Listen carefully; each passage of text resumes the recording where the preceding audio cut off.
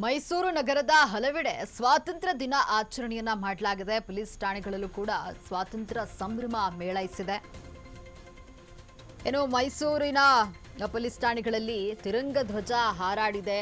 Devaraja police ಠಾಣೆಯಲ್ಲಿ ಧ್ವಜಾರೋಹಣ ನೆರವೇರಿದ್ದು ಉಪ ಪೊಲೀಸ್ ಆಯುಕ್ತ ಶಾಂತ ಮಲ್ಲಪ್ಪರಿಂದ ಧ್ವಜಾರೋಹಣ ನೆರವೇರಿಸಲಾಗಿದೆ. ಸ್ವಾತಂತ್ರ್ಯಕ್ಕಾಗಿ ಹೋರಾಡಿದಂತಹ ವೀರರನ್ನ ಖಾಕಿ ಪಡೆ ಸ್ಮರಿಸಿದೆ. ಧ್ವಜಾರೋಹಣದಲ್ಲಿ ಪೊಲೀಸ್ ಠಾಣೆಯ ಸಿಬ್ಬಂದಿ ಭಾಗಿಯಾಗಿದ್ದಾರೆ. ಮೈಸೂರು ನಗರದ ಹಲವೆಡೆ ಸ್ವಾತಂತ್ರ್ಯ ದಿನಾಚರಣೆಯನ್ನ ಮಾಡಲಾಗಿದ್ದು ಪೊಲೀಸ್ ಠಾಣೆಗಳಲ್ಲೂ ಕೂಡ ಸ್ವಾತಂತ್ರ್ಯ ಸಂಭ್ರಮ ಮೇಳೈಸಿದೆ.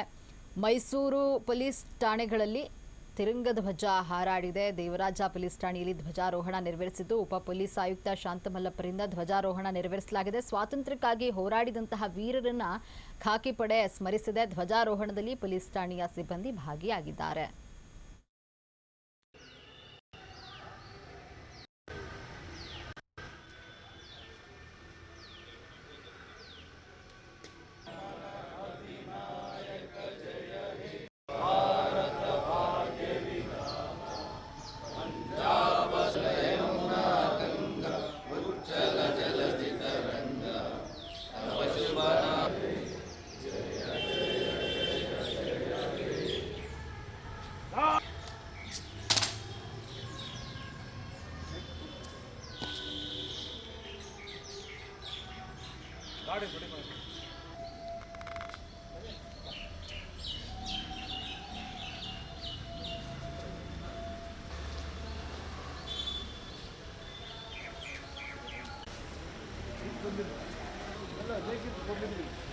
ನೇ ವರ್ಷದ ಸ್ವಾತಂತ್ರ್ಯೋತ್ಸವದ ಶುಭಾಶಯಗಳು.